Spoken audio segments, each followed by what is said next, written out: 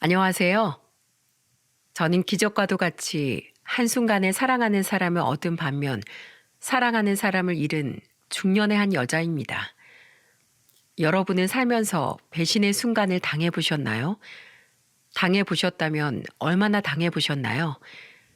저는 피도 눈물도 없는 인간들을 너무나 가까이서 봐야 했고 그 순간은 비참하기 짝이 없었습니다. 아마 감히 누구도 상상 못할 만큼의 고통이라고 자신 있게 이야기할 수 있을 것 같네요. 그래도 다행이라면 여전히 제 곁엔 절 사랑해주고 또 제가 사랑하는 사람이 남아있다는 건데요. 도대체 제가 무슨 사연을 가지고 있는 건지 이야기해 보겠습니다. 저는 이른 나이에 남편을 만나 결혼을 했습니다. 그 당시엔 선을 보고 결혼하는 일이 흔했지만 저희는 연애 결혼을 했어요. 제 친구의 친구였던 남편은 우연히 마주친 자리에서 저한테 한눈에 반해 줄곧 절 따라다녔습니다. 남편은 그리 잘생긴 편은 아니었기 때문에 저는 처음에 외면을 좀 했었어요. 그냥 못생긴 사람이 나 좋다고 따라다니는데 처음엔 좀 무섭기까지 하더라고요. 하지만 나중엔 그 무서움이 짜증으로 변하고 그 짜증이 안쓰러움으로 변하다가 또 그게 미안함으로 변하면서 그 이후론 제 마음도 그 사람에게로 움직이게 되던 거 있죠. 여러분도 한번 상상을 해보세요. 못생긴 사람이 나 좋다고 따라다니는데 내가 어딜 가든 다 쫓아다니는데 얼마나 무섭겠어요. 근데 끈질긴 남편은 1년이 넘도록 제가 좋다며 따라다녔고 이 사람이 점점 착하고 좋은 사람이라는 게 느껴지면서 제 마음도 점차적으로 움직일 수밖에 없었습니다. 그 이후 결혼을 하면서 남편과는 아이 셋을 낳아 길렀어요. 큰아들과 두 딸을 낳아 키웠는데 남편도 저도 그닥 부유하지 못한 상황에서 결혼을 한 터라 아이를 낳아 기르는 게 참 쉽지 않더라고요. 그래도 어떻게든 아이들이 잘 자랄 수 있도록 열심히 공부도 시키고 해줄 수 있는 건 다 해주려고 노력을 많이 했습니다. 근데 애들 키우는 게 그리 마음처럼 쉬운 일이 아니더라고요. 우리 큰아들은 첫째라 그런지 몰라도 항상 의젓했어요. 남편을 닮아서 그런지 모르겠지만 조용하고 차분하게 늘 자기가 해야 하는 일에 대해선 성실하게 해내는 아이였죠. 그래서 그런지 속 썩이는 일이 없었어요. 우리가 무슨 말을 하든 늘 네네 하는 예쁜 아이였죠. 우리 첫째만 생각하면 마음이 따뜻해지는 추억들이 몇 개 있는데요. 그 중에 몇 개만 좀 자랑해 볼게요. 우리 첫째가 5살 때 일이었을 거예요. 제가 수족 냉증이 있어서 겨울엔 항상 고생을 특히나 더 많이 했었죠. 특히 자다가도 다리에 쥐가 심하게 나서 끙끙 앓기도 했는데 그때마다 제가 힘들어하는 모습을 우리 아들이 많이 봤었어요. 근데 어느 날은 제가 자다가 다리에 쥐가 나는 게 아니라 뭔가가 막 제 다리를 만지는 느낌이 들더라고요. 그때는 남편이 다니던 공장에서 새벽조에서 일을 하고 있어서 애들하고만 있었기에 혹시나 도둑이 든 건 아닐까 덜컥 겁이 나더라고요. 하지만 제가 호들갑을 떨면 자칫 상황이 더 위험해질 수 있기에 저는 살살 눈만 뜨고는 제 다리를 만지고 있는 정체를 확인했어요.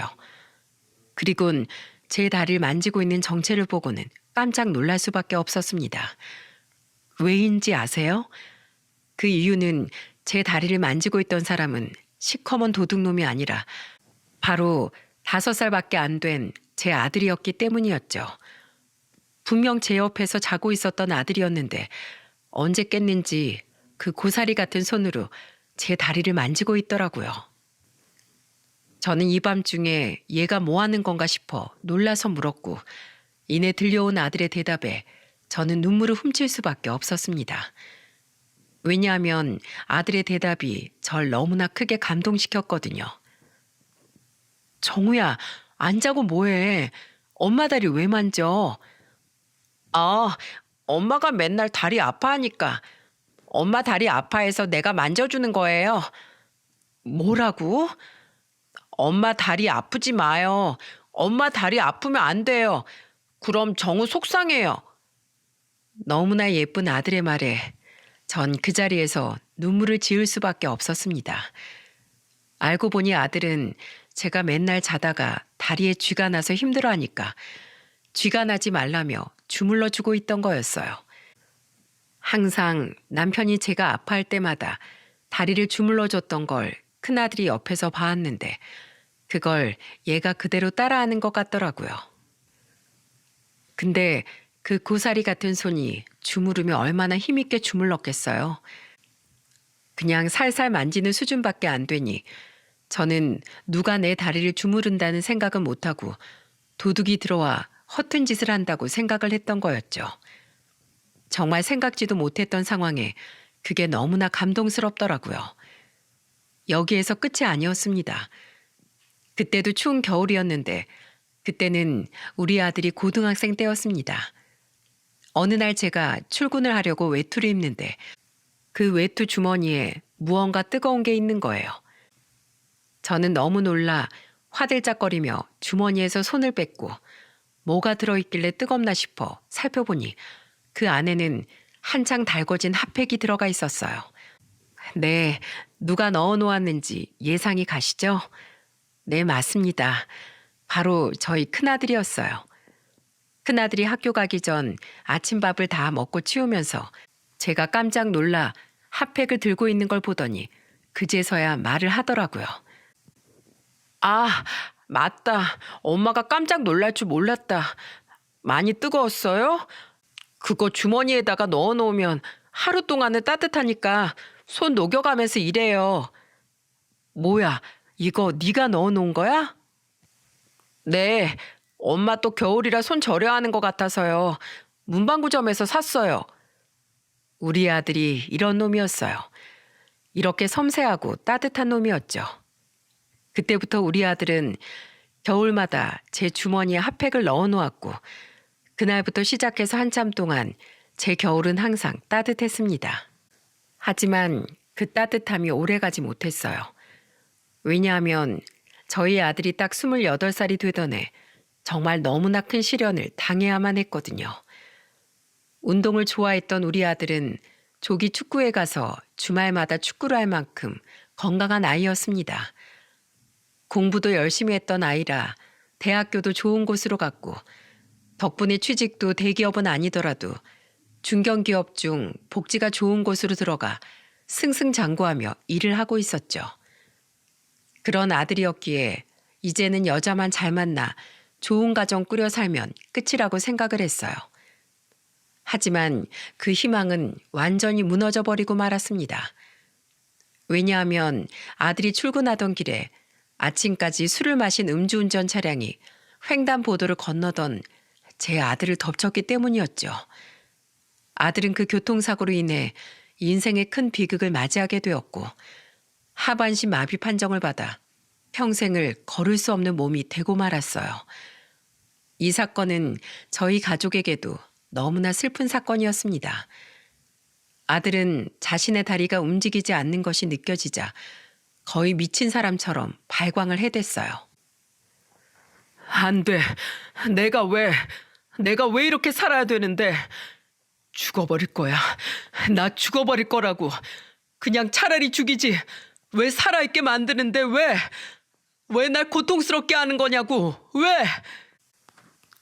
아들은 눈물이 눈물인지 콧물이 콧물인지도 모르게 오열을 하며 고통스러워했습니다. 나와 남편이 그 옆에서 해줄 수 있는 일이라곤 미친 듯이 몸부림치는 아들을 꽉 안아주는 것밖에 없었어요.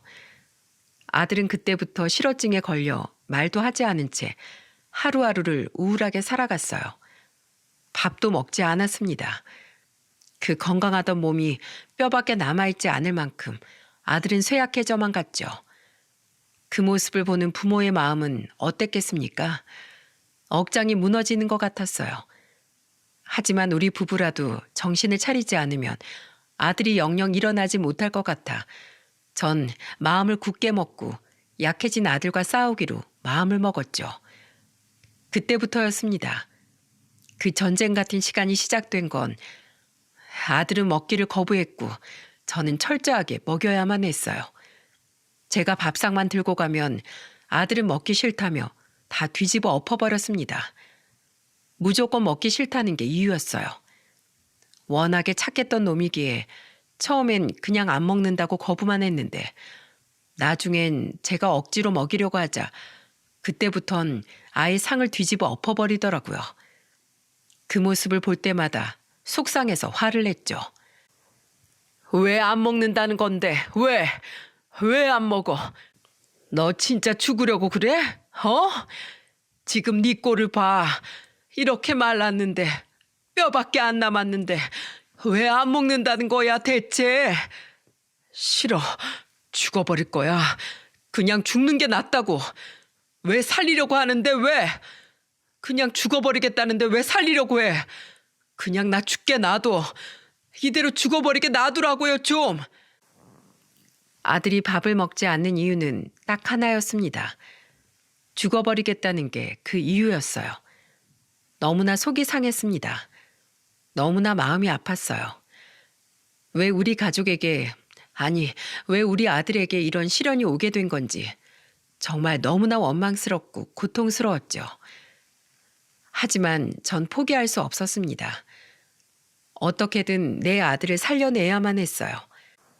아들이 장애를 가지게 되자마자 저는 일도 그만두고 아들만 돌보았기 때문에 하루 종일 아들과 함께 했어요. 하지만 함께 있었어도 아들이 많이 힘들어했기에 혼자 있는 시간을 줬었는데 점점 더 아들의 심리 상태가 심각해져서 그날부터는 무조건 같이 있었습니다.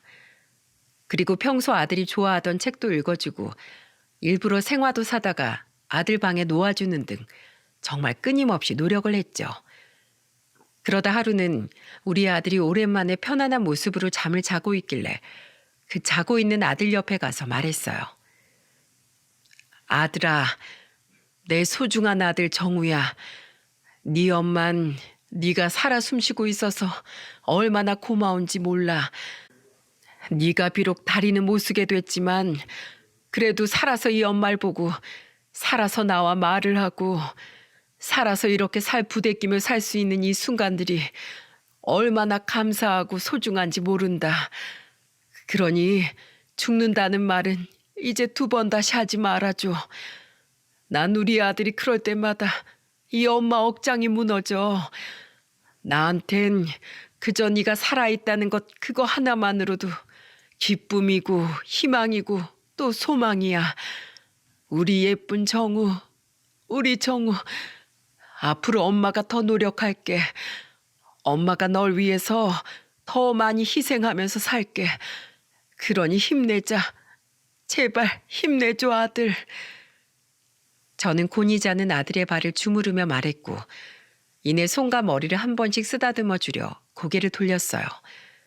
그리고 그때 누워있는 채로 눈물을 줄줄 흘리고 있는 제 아들 녀석의 얼굴을 보고야 말았습니다. 제가 쳐다본 걸 느꼈는지 아들 녀석은 그제서야 소리를 내며 흐느꼈어요. 그리고 말했죠. 엄마, 나 정말 죽고 싶어. 내가 왜 이렇게 살아야 돼? 내가 무슨 잘못을 했다고. 나 싫어. 다 원망스러워. 그냥 죽고만 싶어. 미안해 엄마. 못난 모습 보여드려서 정말 죄송해요. 아니야. 아니야 정우야. 이 엄만 괜찮어. 엄마는 다 괜찮다. 우리 아들만 이렇게 살아있다면 엄만 다 괜찮아. 그냥 살아만 있어줘. 엄마 옆에서 이렇게 숨이라도 쉬어줘. 나머지 네 엄마가 다 해줄게. 엄마가 평생 네 옆에서 네 수발 들면서도 살 수 있어. 그러니까 엄마 아들로 살아만 있어줘 정우야. 엄마 고마워요.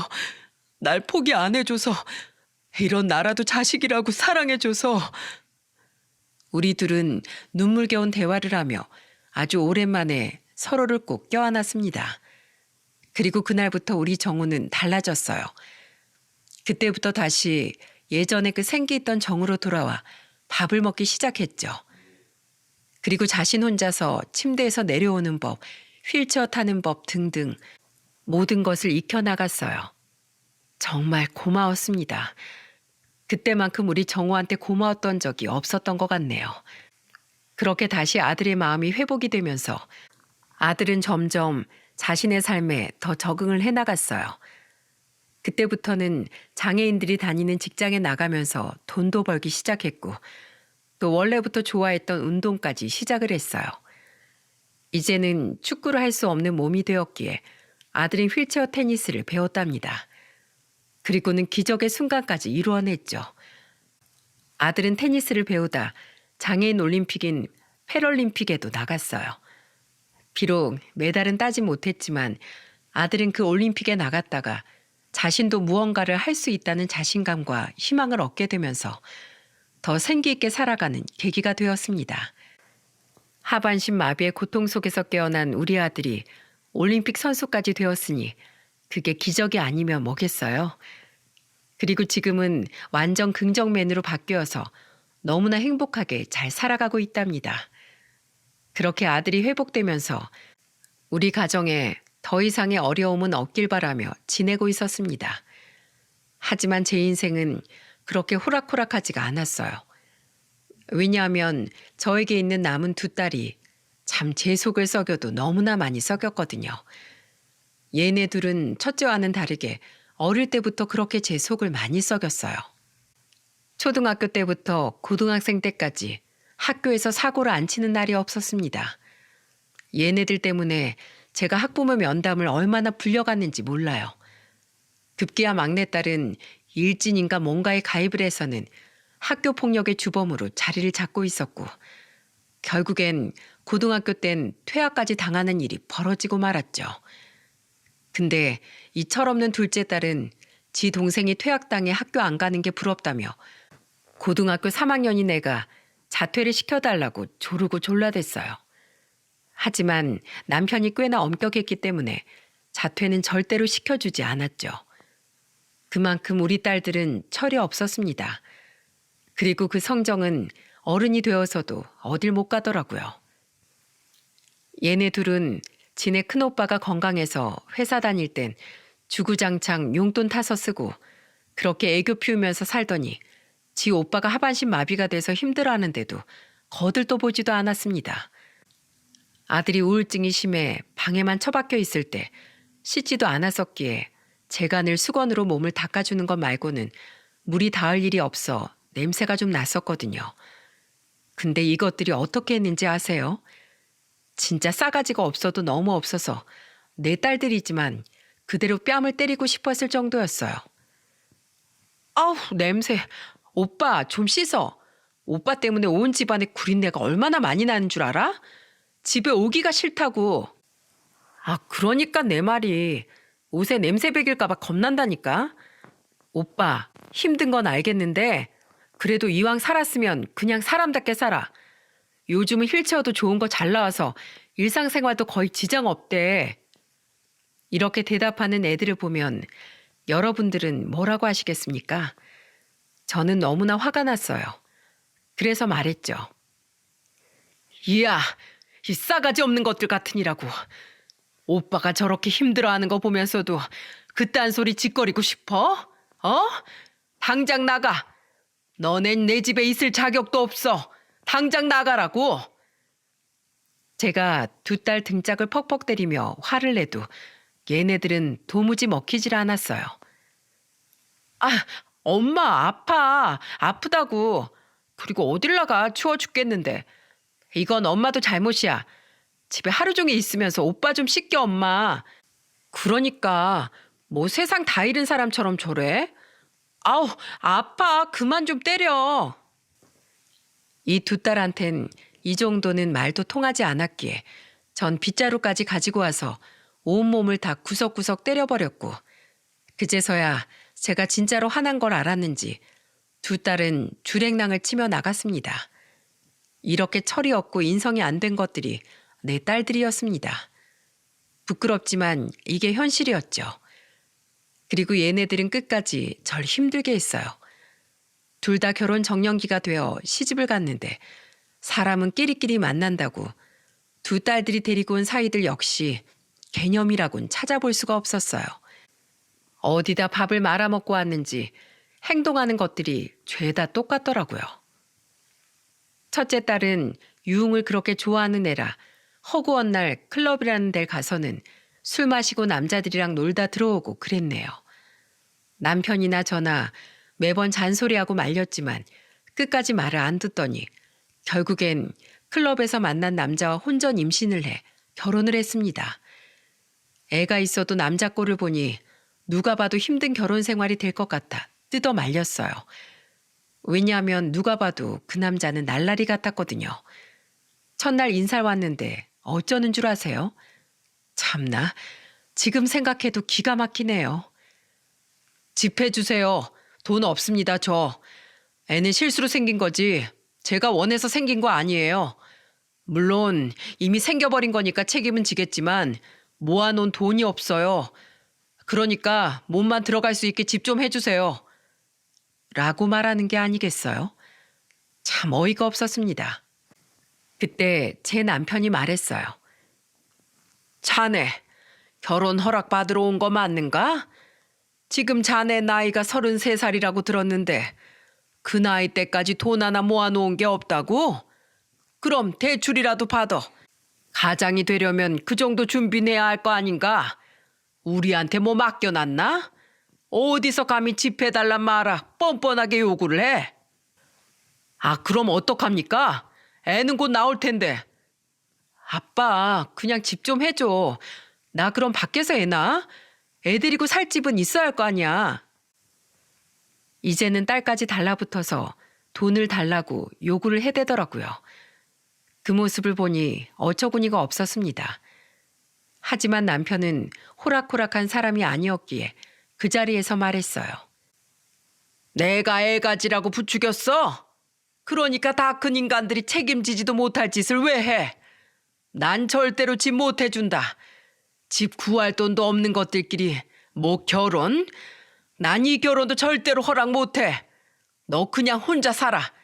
저딴 책임감 없는 놈한테 어차피 시집 가봤자 네가 가장 노릇해야 할 거 눈에 뻔히 보이고 너도 꼬락서리를 보아하니 네 자식 낳아봤자 여전히 철딱서니 없이 살 것 같으니 차라리 각자 살아. 네 애한테도 그게 나아. 남편은 절대로 집을 해줄 수 없다며 완강한 태도를 보였고 오히려 둘의 결혼을 말렸습니다. 근데 저도 여기에는 동의를 했습니다. 그 남자는 책임감이라곤 눈꽃만큼도 없어 보였거든요.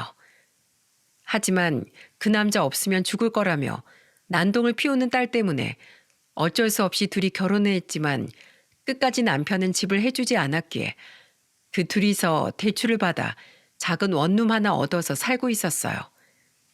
그 뒤로는 역시나 그 사위는 허구한 날 여자를 만나러 다니고 바람을 피면서 지 자식은 돌보지도 않으며 살았죠. 뒤늦게서야 큰딸은 후회를 했지만 뭐 별 수 있습니까? 자기가 선택한 삶인데 돌이킬 수 없었죠. 근데 웃긴 건 큰딸이 뭘 하는 줄 아세요? 이번에도 바람피고 돌아온 지 남편을 보고 절 찾아와 펑펑 울길래 그럴 거면 차라리 헤어지라고 했더니 이러는 거 있죠? 이게 다 엄마가 돈이 없어서 그래.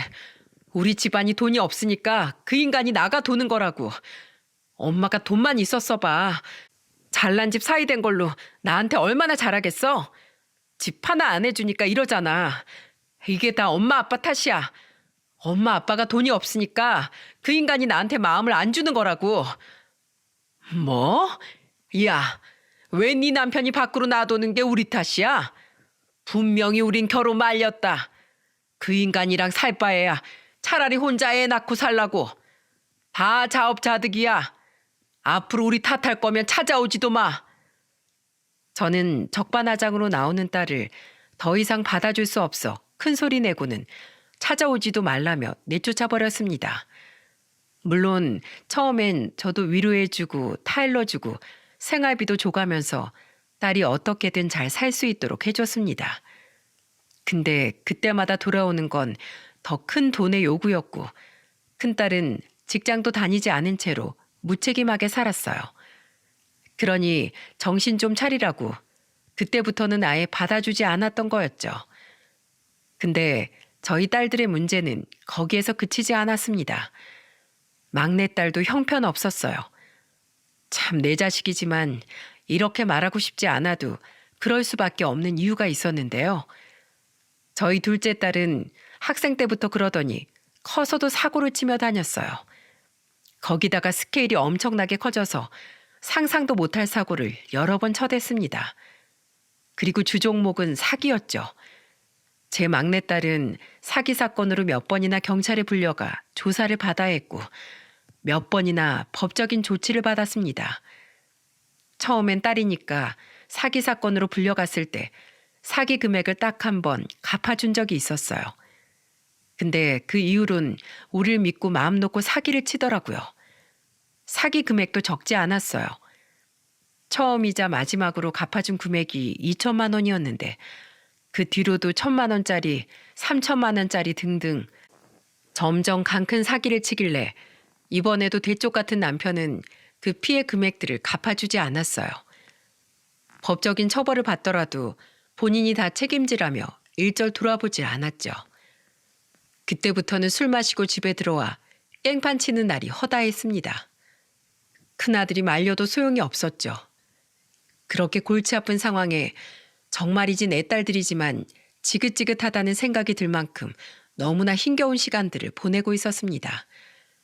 심지어 막내도 결혼을 했는데 그 사위라는 인간도 똑같았어요. 둘이 같이 사기치는 사기꾼들이었죠. 근데 부모 마음이 참 자식이 쉽게 포기가 안 되는 게 그래도 내 딸들이라고 제발 행복했으면 하는 마음이 크니 매번 전화해서 그렇게 살지 말아라. 제발 정신 차리고 살자. 타이르고 타이르며 지냈네요. 근데 통하지 않더라고요. 우리 두 딸이 어떻게 하면 정신 차리고 행복할 수 있을까 고민하다. 그래도 제가 볼 수 있는 희망이 있어 다행이라고 생각하며 지냈죠. 그리고 내가 볼 수 있는 희망이라곤 제 남편과 큰아들 한 명뿐이었습니다. 근데 그 희망마저도 꺾여져 버리는 일들이 일어나고 말았어요. 그건 바로 제 남편의 사고 소식이었죠. 남편은 20년이 넘도록 유리공장에서 일을 하고 있었는데 어느 날 남편의 공장 사장에게 전화가 왔고 전 그 전화를 받자마자 놀라 뒤집어지는 줄 알았습니다.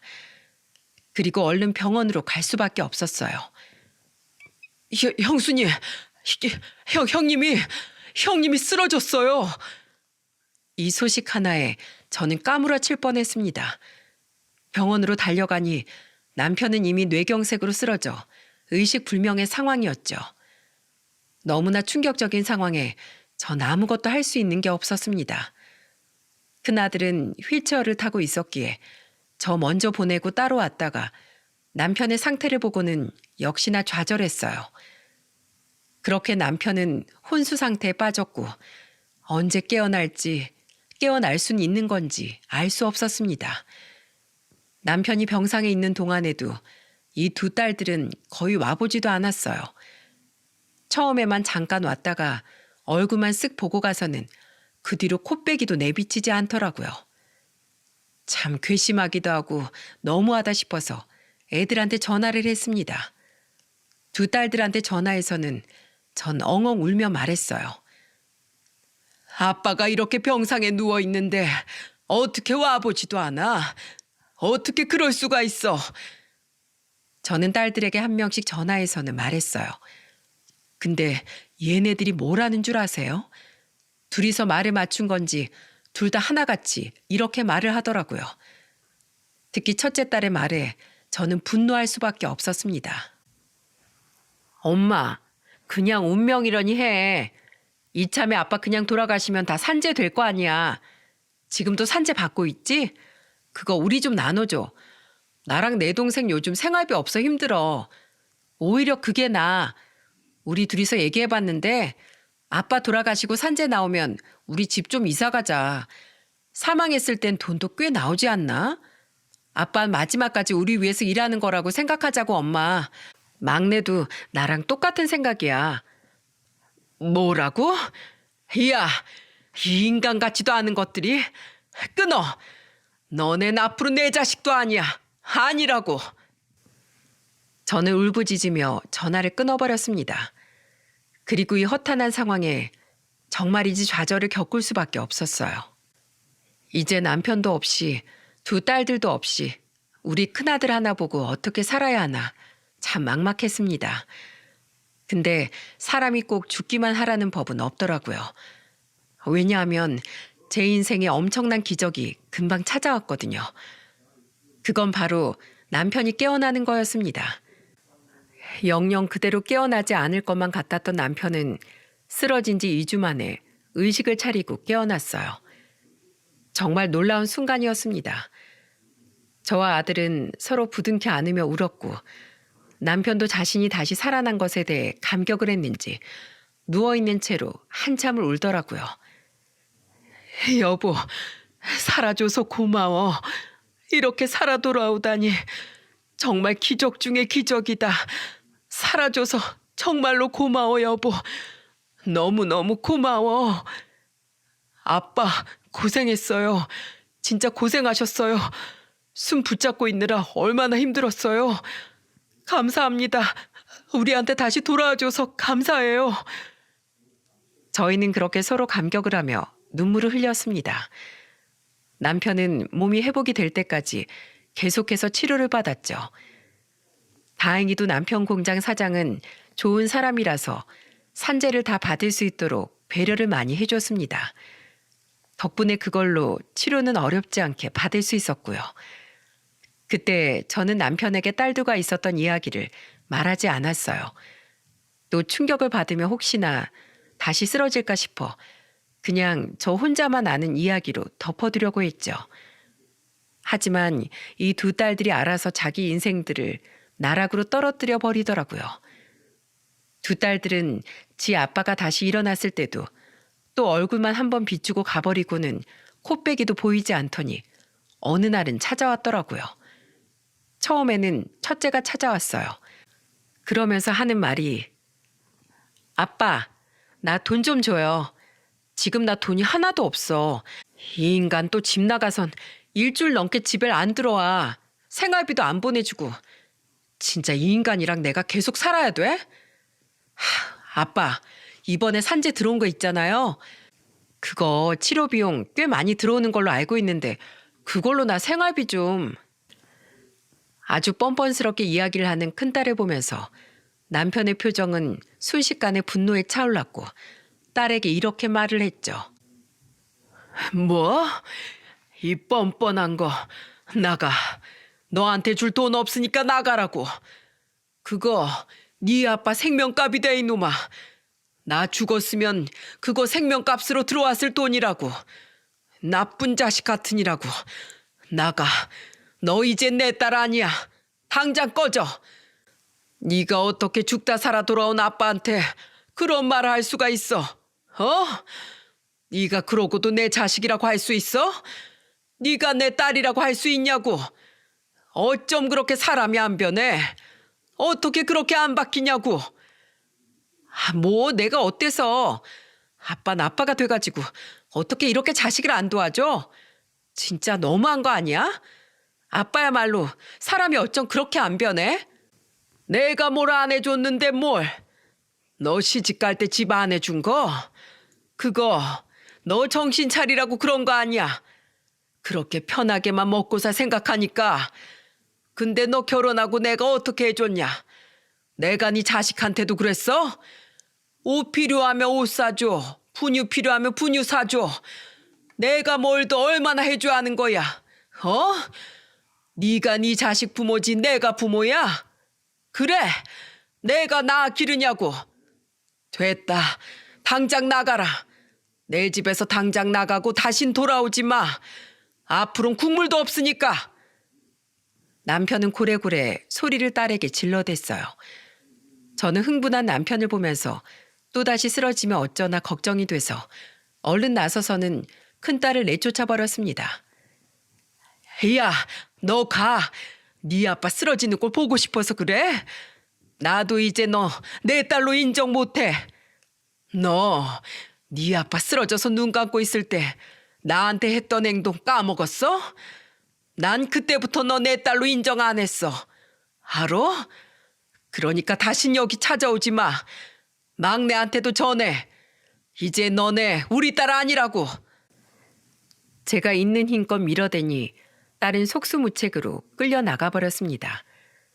그리고 남편은 제가 딸한테 말한 걸 듣고는 무슨 일이냐며 물었고 저는 결국 남편에게 딸들과 있었던 대화를 다 말해주었죠. 역시나 그 말을 듣고 분노한 남편은 그때부터 철저하게 더 돌변했습니다. 그리고 역시나 또다시 터져야 할 것이 터지고 말았고 그때부터 두 딸들의 인생은 완전히 바닥으로 떨어져 버리고 말았어요. 큰 딸이 쫓겨난 뒤에 이번엔 작은 딸이 또 집으로 찾아왔습니다. 그리고 하는 말이 또 헛소리였죠. 아빠, 나 큰일 났어. 나 돈 좀 줘요. 진짜로 갚을게. 아빠, 나 진짜 이번에 큰일 터져서 이거 못 막으면 나 감방 갈지도 몰라. 그러니까 제발 나 좀 구해줘. 제발. 아빠 이번에 산재 나온 거 있을 거 아니야. 나 그거 좀 잠깐 빌려 쓰게 해줘요. 나 진짜 이번에 걸리면 수갑 차야 돼. 역시나 둘째 딸은 이번엔 또 어디서 사기를 쳤는지 또 그걸 해결해달라며 돈 얘기를 꺼내왔습니다. 저와 남편은 이번에도 분노할 수밖에 없었습니다. 남편과 저는 분노를 하며 딸을 외면했어요. 절대로 도와주지 않았죠. 괘씸하기 짝이 없는 이 인간들을 어떻게 하면 좋을까, 어떻게 참교육을 시켜줘야 할까 고민까지 했습니다. 근데 그때 우릴 대신해서 나서준 사람이 있었어요. 그건 바로 저희 큰아들이었죠.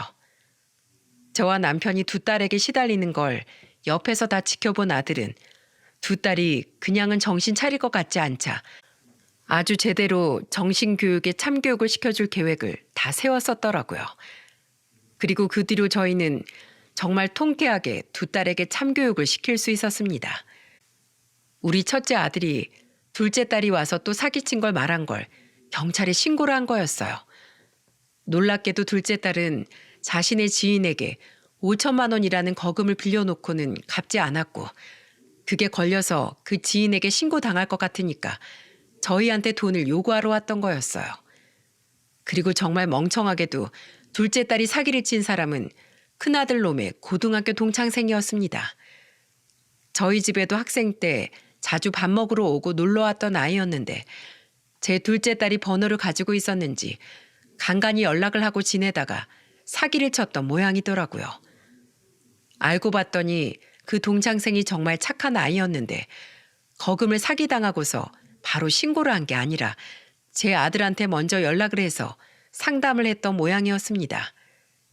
그리고 그걸 알게 된 아들놈은 지체하지 않고 그걸 경찰서에 신고를 해버렸던 거였죠.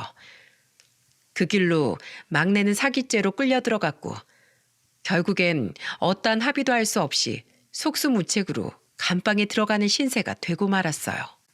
막내는 감방에 들어가는 그 순간까지도 우리를 향해 원망의 소리를 뱉었습니다. 우리는 막내딸이 감방에 들어가는 것도 보지 않았는데 그때 제 큰아들한테 전화를 해서는 이러더라고요. 아들이 스피커폰으로 들려준 막내딸의 최후의 목소린 이러했습니다. 내가 용서하나 봐. 절대로 용서 안 할 거야. 내가 감방에서 나오면 오빠부터 가만 안 둬. 어디 너네가 나한테 이렇게 하고 잘 먹고 잘 사나 보자. 큰아들은 아무 대답도 하지 않은 채 전화를 그냥 끊어버렸고 그 뒤로는 아이 연락처까지 차단을 해버렸어요. 그렇게 둘째 딸은 감방 신세를 질 수밖에 없었습니다. 저는 참 허탈했지만 동시에 더는 시달리지 않아 속이 후련하기도 했어요. 차라리 이번 기회에 감방에서 정신 차리고 새 삶을 살았으면 하는 마음이 들었죠. 하지만 우리에게는 또 하나의 숙제가 남아 있었어요. 네, 누군지 아시겠죠? 바로 큰딸입니다. 큰딸은 둘째 딸이 그렇게 감방에 들어가는 걸 보고는 조금 충격을 받았는지 한동안 조용히 살았어요. 근데 그것도 그리 오래 가지 못했습니다. 왜냐하면 첫째 딸도 터져야 할 것이 터지고 말았거든요. 그건 바로 자기 남편의 외도였습니다. 둘째 딸이 교도소에 들어가고 나서 몇 달이 흐른 뒤였어요. 좀 조용히 산다 싶었던 첫째 딸이 울부짖으며 집으로 쫓아왔더라고요. 아빠, 엄마, 나 어떡해? 나 어떻게 살아 이제? 이 인간 도망갔어. 집도 팔아넘기고 도망갔다고. 뭐? 무슨 소리야? 우리 이 집 살 때 이 인간 명의로 샀었잖아.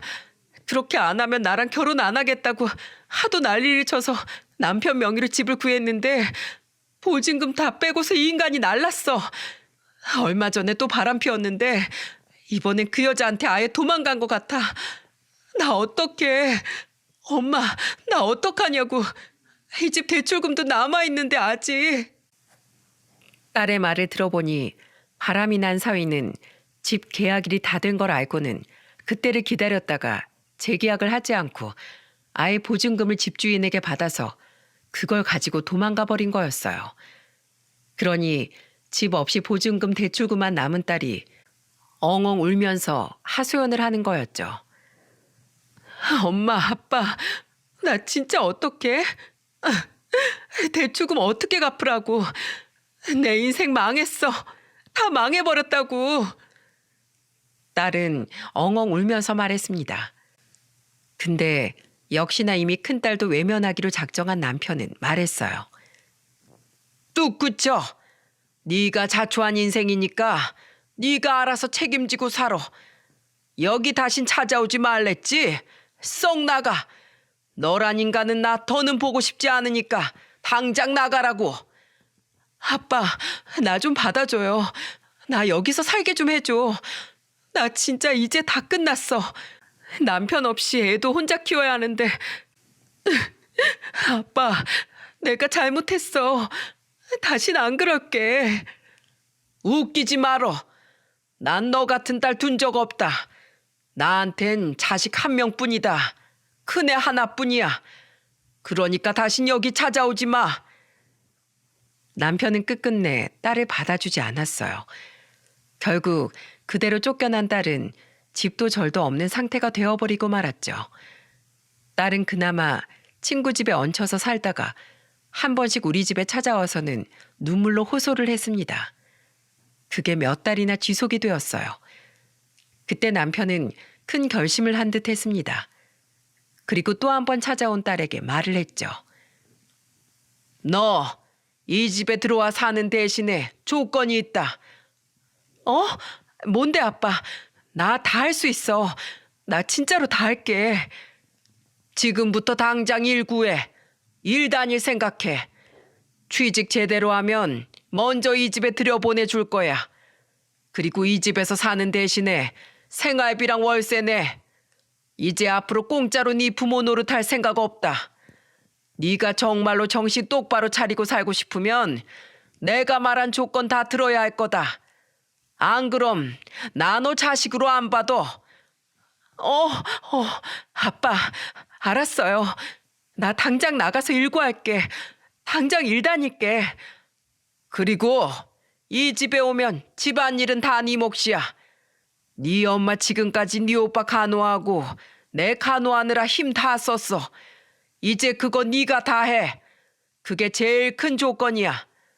그것 때문에 너 집에 들이는 거야. 그거 아니었으면 너 이 집안에 얼씬도 못해. 남편은 놀랍게도 큰딸을 집에 들일 생각을 했는데 그건 바로 저 때문이었습니다. 제가 10년을 넘게 다리를 못 쓰는 큰아들의 수족이 되고 이제는 남편의 병간호까지 하는 것을 보더니 그게 안타까웠는지 큰 결심을 하며 큰딸을 받아준 거였어요. 결국 큰딸은 그 모든 것을 다 하겠다고 각서까지 썼습니다. 첫째, 직장 생활을 무조건 유지할 것. 직장을 그만두는 동시에 집에서 나갈 것. 둘째, 매달 월세 30만 원씩, 생활비 30만 원씩 낼 것. 셋째, 집안일은 무조건 다 한다. 그것도 안 하면 바로 집에서 나갈 것.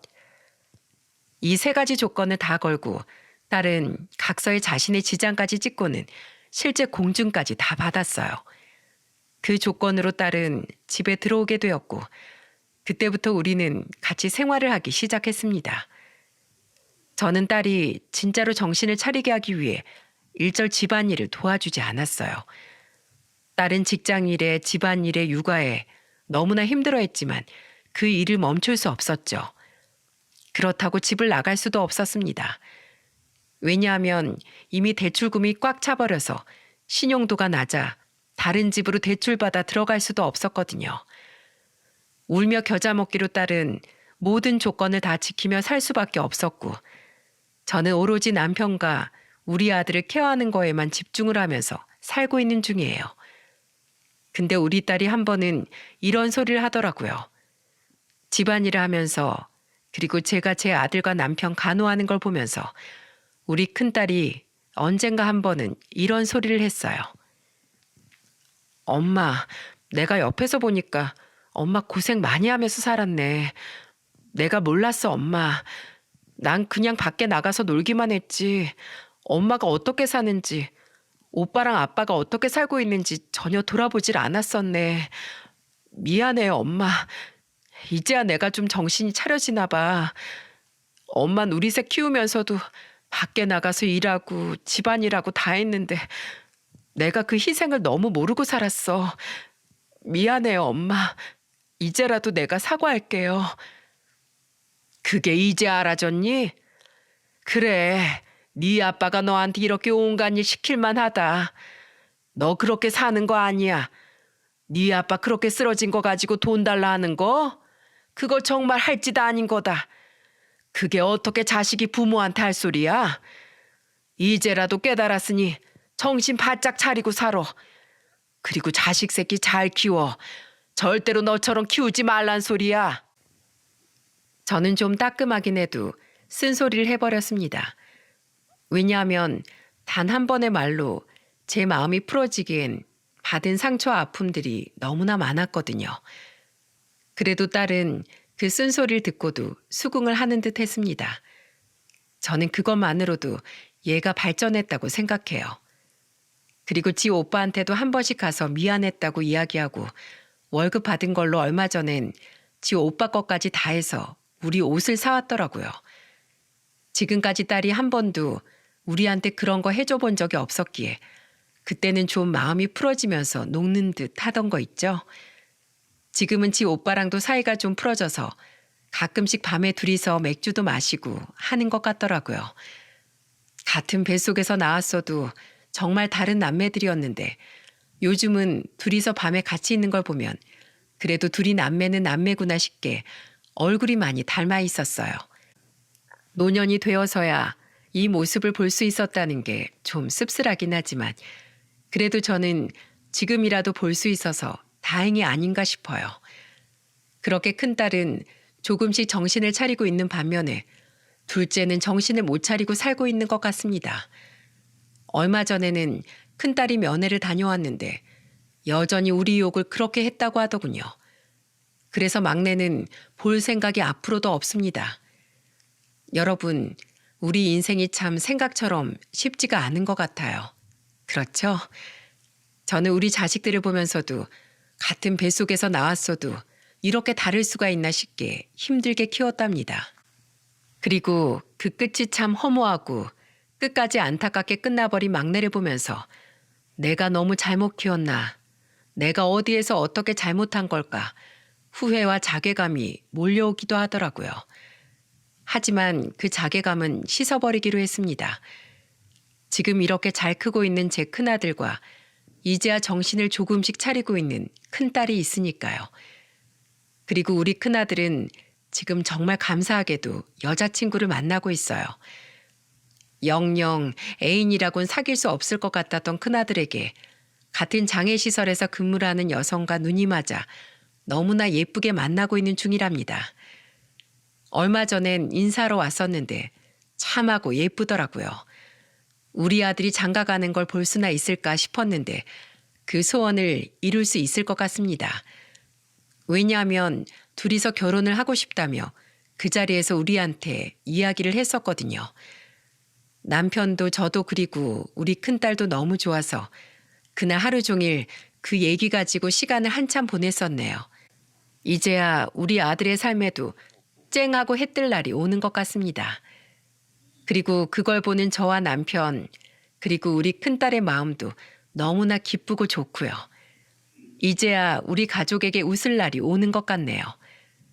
여러분, 제가 이 사연을 쓰게 된 이유는 여러분에게도 마음처럼 되지 않은 일들이 분명 살면서 있을 텐데 그때마다 너무 큰 자괴감과 고통을 느끼지 않았으면 해서예요. 그리고 언젠간 좋은 일이 반드시 찾아오니 희망을 잃지 마시라는 이야기를 전해주고 싶어서 이렇게 저의 길고 창피한 사연들을 적게 되었네요. 제 글을 보시면서 어떠셨나요? 제가 그리 긴 세월을 산 건 아니지만 그래도 겪어보니 그래요. 이 세상에 나쁘게 돌아가는 일들이 무조건 내 잘못 때문만은 아니라는 거. 혹여나 내가 잘못했다고 하더라도 다시 돌이키면 됩니다. 틀렸다는 걸 알게 됐을 때 큰딸처럼 조금씩이라도 고쳐가면 돼요. 그리고 다시 그 나쁜 길로 돌아가지 않으면 됩니다. 저는 비록 우리 두 딸 중에 여전히 아픈 손가락으로 남아있는 자녀가 남아있지만 이 딸로 인해 그리 많이 슬퍼하거나 후회하지 않으려 합니다. 얘도 언젠간 부모의 마음을 알고 돌아오겠죠. 그리고 그러지 않는다고 하더라도 미련을 갖지 않으려고 합니다. 더는 제 인생을 허비하고 희생하지 않으려고요. 여러분도 부디 제 사연을 들으시면서 인생의 큰 깨달음을 한번 깨달아 보시길 바랄게요. 그리고 여전히 건강을 회복 중에 있는 저희 남편의 건강을 위해서 응원을 해주시기 바랍니다. 그리고 우리 아들과 제 인생도 응원해 주시고요. 저도 늘 멀리서 응원하고 있겠습니다. 감사합니다.